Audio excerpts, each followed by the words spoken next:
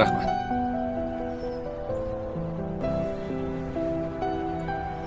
Ancha o'zimga keldim. Isib oldingmi? Hmm.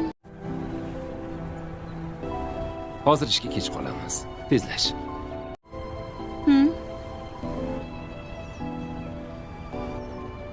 Xo'p, tez ishga harakat qilaman. Farhod aka,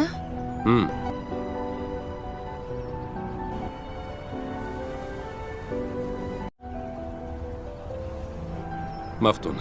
hovlida qovursak bo'lmaydimi Farhod aka? Oyjonni qanaqa qilib bir o'zlarini tashlab ketamiz? To'g'risini aytganda, oyim alamlarni Hozir Oyjonga osonmas. Mayli, men sabr qilaman. senda olyaptilar. Noto'g'ri ish bo'ladi. Ularni eng qiyin paytlarda tashlab ketish ham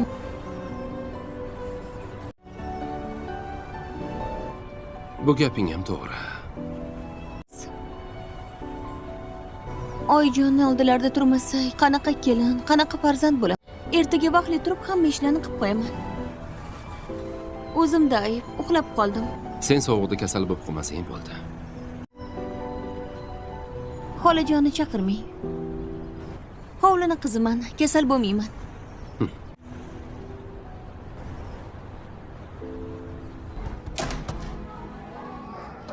O'zingizga kelib qoldingizmi? Yaxshiman. Opa, yaxshimisiz?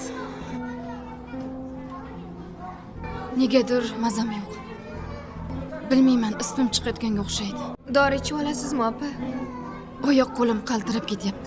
Rostdan ham nimadir ichib olmasam, hushimdan ketib qolaman hozir. Yo'q, o'zim xonalarga kiraman.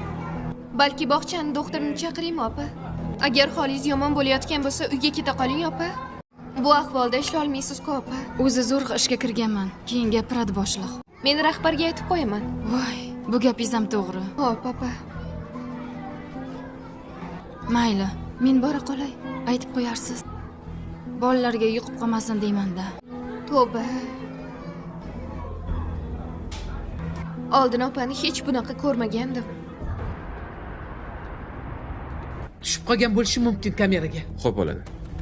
Kameralarni ko'rib chiq. Xo'p. Sardor, oyim ham ko'p narsalarni biladi. Oyimni olib kelish kerak. Oyi, qarab chiqdim kameralarni.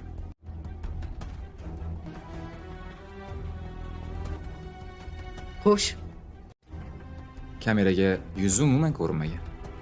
Yuzini qanaqadir qora material bilan berkitib olgan ekan. Lekin o'zini kameradan olib qochgan. Qora kiyimli yigit ko'rinib qolgan. Lekin aniq akam deya olmayman. akangga o'xshaydimi? Jussasi ko'ringanmi? Sal pal o'xshab ketadi. Unaqa jussali odamlar ko'p-ku baribir oyi. Unda militsiyaga bor. Ko'rsatsak bo'ladi. Shu yozuvni militsiyaga ko'rsata olamizmi? Har kuni bir mashmashani o'ylab topadi.